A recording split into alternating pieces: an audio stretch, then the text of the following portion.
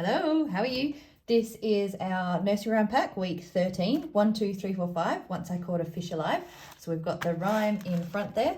Then we've got a matching activity. I was going to do this just as a matching game, but because they're so small and we've got numbers 1 to 10, that means there's 30 cards. So first off, if you're working with a toddler, don't even bother cutting out the number 6 to 10. Just work on the 1 to 5. You may also want to pull out the words as well and just focus on matching the picture and the numbers. Now on these, hang on, let me put that back in the right spot for now. On these ones, if you laminate it first, you can use the whiteboard markers, but they leave an oily residue. I like the washable markers, but you can use these, although it is a little bit tricky with Velcro on the back, to practice writing numbers, yeah? And then if it's, as long as it's laminated, you can just wipe it off. That's another reason I use Velcro for this one, so that they would stay still. So we can use it without Velcro at all. You can match up the word, the numeral and the picture, or you can pull them depending on the age of the little ones. You can mix them all up. You can just have the 2 if you want to, or you can do it as I've got it on Velcro here with numbers 1 through to 10. You can do ordering. So say I picked all the word ones.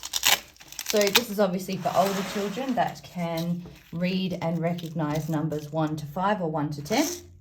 So I'm going to order it 1, 2, 3, 4, 5. Let's go the right way up. I can do the same thing with the actual numerals. Here, 1, 2, 3, 4, 5. I can do smallest to biggest and then biggest to smallest, counting as I go, both forwards and backwards. Or if you've just got a little one but still love the pack, just go with the pictures. So we shift them out the way. And we've got numbers 1. We've got 1 shark, 2 pufferfish, 3 pink, I don't know, let's go goldfish, 4, I'm not sure what they're called. Are they Hawaiian fish? They've got a name, don't know what it is, dollarfish maybe. And then there's 5 little Nemos. There you go, 5 little clownfish there. So again, when we're counting, I wasn't just using the name. We can put in colors as well, name the fish. What else? Yeah, and the counting. So just my point being, you know, don't just see it as one activity. Try and get as much vocab in there as you can, describing what you're doing as you're manipulating and moving bits around, because your little people are like sponges. All right, then we move it all back over here. So this is where the matching part comes in. If you want to, I've put it all over the place. So 1, 2, 3, 4. You might want to put the numbers on first so your little one knows where to start. 3, 4, 1. Sorry, I'm going to do this in fast forward. Hang on. All right, the next activity that we've got are flashcards. So similar counting, we can order them from biggest to smallest. There's just, whoops, there's my paper clips for later. Not so many bits and pieces. You could print this out a couple of times as well and play snap.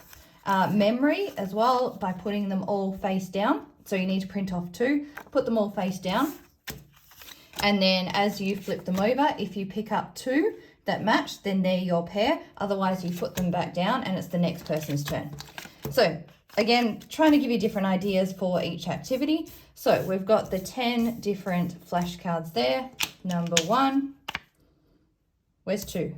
So 1 shark, 2 blue pufferfish, 3 pink and orange goldfish, 4, what did I call them? Dollarfish, maybe, yellow, 4 yellow fish, 5 orange clownfish, 6 pink, I don't know, Google it, 6 pink pretty fish, 7, they're angelfish and they've got little halos, aren't they cute? 7 angelfish. We've got 8 blue Siamese fighting fish. I think they're Siamese. They're pretty. 9 butterfly fish or lionfish. And 10, I think these are parrotfish. They eat coral. They've got really sharp beaks, which is why they're called parrotfish. So there's your flashcards.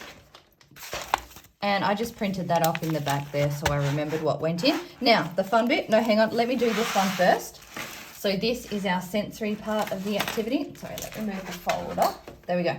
So we're going to stamp our handprints on there, then cut it out. Don't mind my fingernails, that's from poster painting the spot dog from the other activity. And then we're going to cut them out, and then we're going to stick a Band-Aid on the little finger on the right because that's a part of the rhyme. So doing that in fast forward. Hang on a sec.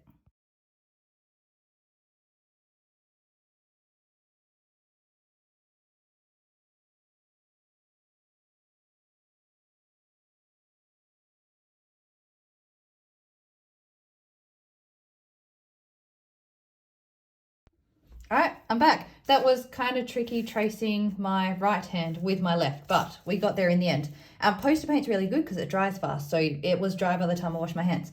So we've stamped our hands on, we've then traced around it. This is really good for fine motor skills, so that bilateral coordination, when you've got one hand in the middle and you're tracing it over, as well as crossing the midline, for tracing, where we've got our left hand here and our right hand is coming all the way across the body to draw this out. And same again with our left hand crossing over. So your midline is, imagine a line between your nose and your belly button. So you're crossing that line to trace around. Sorry, I keep bumping the camera there. Now, the last bit of this activity is the Band-Aid, because the fish, probably the shark, well, actually, a shark would bite your finger off rather than just biting your finger. But to complete the rhyme, there we go. We've got a Band-Aid on the little finger on the right. There you go. So a little bit of preposition there for you as well with directional instructions, left and right. Next one, we are up to, which way? Nope, we're upside down. This one is a fishing game. So this should work. We'll use the backdrop for another activity as well, which is just putting the fish on the scene and then telling a story. So you can take turns with your different characters. You can give them names, where they live, and then, yeah, tell a story. Being creative is not in this sense, is not my thing. So I'm going to leave that up to you. Now, the fishing game is, if you have a magnetic fishing rod, which I sell fishing sets and I had them from the sets I used to sell as well. So this is a magnet on the end, and with the paper clips, it picks them up. Now, if you don't have one, we can make one. It obviously won't be magnetic though. You do need to be careful with the magnets as choking hazards. So if we're going to make one, we'll make a hook out of the paper clip. We've got string here as well, which hopefully isn't tangled. There we go. We don't need a huge length. Obviously, the longer it is, the harder it's going to be to control. So I'll do it about there. So about 35 centimeters, because I do need to tie it as well. I'm going to tie it to a pop stick. Maybe tape and tie, because the tape will hold it in place and not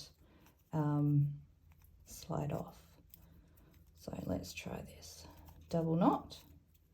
If you've got a ruler, use that. My sticky tape, I've just moved it to the other room. I'm not going to tape it for this, but I would if I was using it with my kid. All right, then we've got a hook on the end, so I'm going to tie this end. I'm going to squish that loop. There we go. Don't mind the blue on my hands, that's from my dodgy tracing. There we go, we'll snip that bit. And the bits that we're going to, I'm going to need sticky tape. So for these bits here, the smaller bit, I'm going to keep down the top bit, which is a little bit bigger. So it should look like that. That's going to be my loop that I'm going to try and catch. There we go. Yay, I'm glad that worked. So we just need to stick this to our fish, and tape will do that. I will go get tape and I'll be back.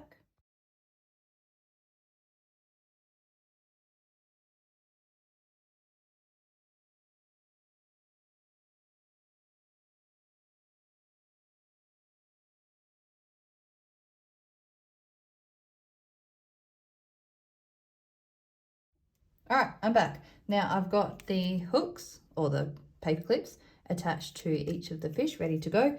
Now, if you don't have the magnetic one, you can use this. I do have a magnetic one, and just because I can't fit a huge amount between the camera and the desk, I'm going to use this one.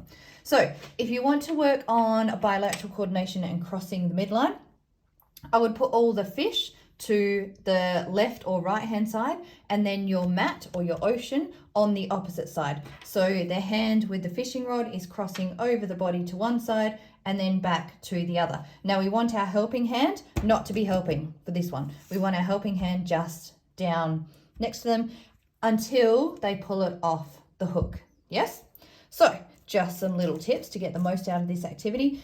You can also use it for following instructions as well. So can you please find the big yellow fish and put him at the top of the ocean?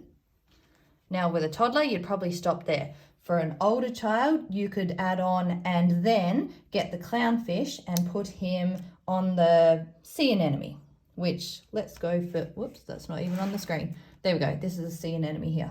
So we go and put it over there. So that was a 2-step instruction. You could then do it 3-step. I would play with as well the different colors. What else? Naming the fish. So you could go and Google and do that as an activity as well. You've obviously got the shark there. Whoops. Could you please put all the orange fish in the bottom right corner? So I've got the orange Nemo. We'll call the lionfish orange as well, and you can have an argument as to whether that's orange or not, and if you decide it is, then that one can go over there as well. The yellow fish at the top. The blue fish, which a little bit tricky, yeah, bottom right, and again, that's pretty rainbow coloured, but it's probably more green than anything else. You could say blue and green, and then that solves your problem of differentiating between the colours. You've got 3 there. And then pink at the top right, and then grey at the top left. And now that we've done that, we can count how many yellow fish, 1, 2, how many pink, 1, how many orange, 1, 2, 3, how many green and blue, 1, 2, 3, how many grey, 1. And a shark is a fish. That's another thing you can look up, the difference between sharks and dolphins and whales. Dolphins are whales, orcas are whales as well. Whereas sharks are fish, they have cartilage, no bones, and they have that lateral line running down their body, which all fish do, and it's an additional sense that they have. I think we are done here. Let me just double check. So we've got the storytelling, the fishing game, the flashcards. Then we've got the ordering, matching, counting, and numbers. Yep, I think we're good. There we go. All right, that's all for this week. I will talk to you soon. Bye.